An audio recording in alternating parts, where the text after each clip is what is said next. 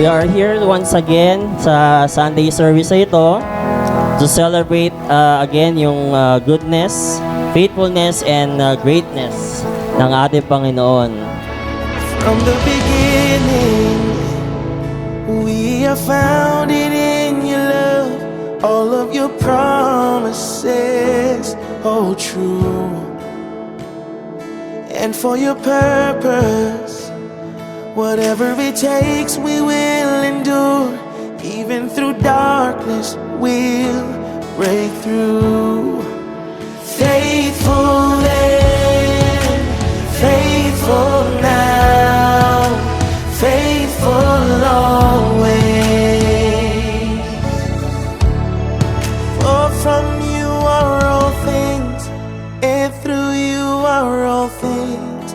You're the Alpha and Omega, beginning and the end. Oh, glory and honor, dominion and power belong to you. We worship you.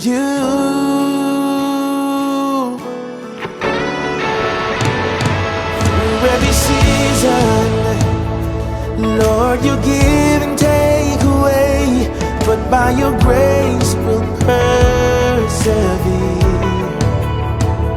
So we will trust you, knowing that you are in control. Lord, I know you are sovereign still. Faithful then, faithful now, faithful always. For from you are all things, and through you are all things. You're the Alpha and Omega, beginning and the end. Sana lahat tayo makaranas ng isang mabuting pastol. At kung wala man, ang Panginoong Jesus, ipinakita niya yung kanyang buhay that Jesus is our great shepherd.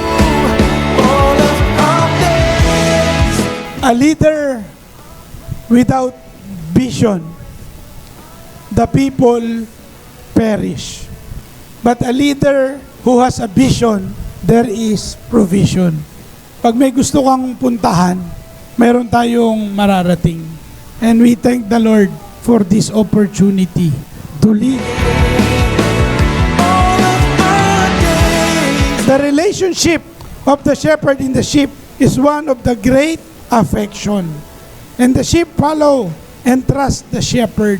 Kaya sabi nila, sana yung ministry ng pag-comfort ay parati nating daladala sa ating heart. We will glorify your name.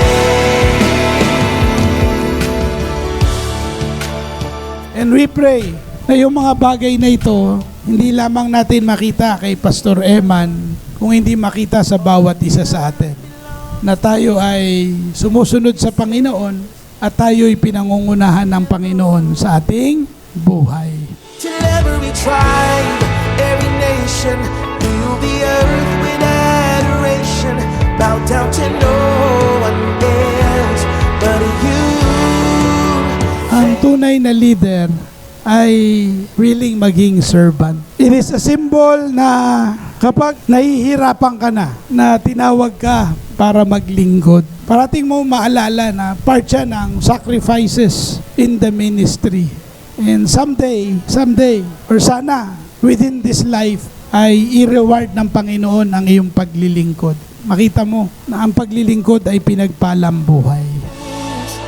And through you are all things. You're the Alpha and Omega, beginning and the end. Panginoon, ang dalangin ko po ay iparanas nyo kay Brother Eman, hubugin nyo siya patuloy at maging mabuti siyang pastor, liwanag at halimbawang maganda sa mga anak ninyo dito sa CJOL Dulma. You are all things. You're the Alpha and Omega.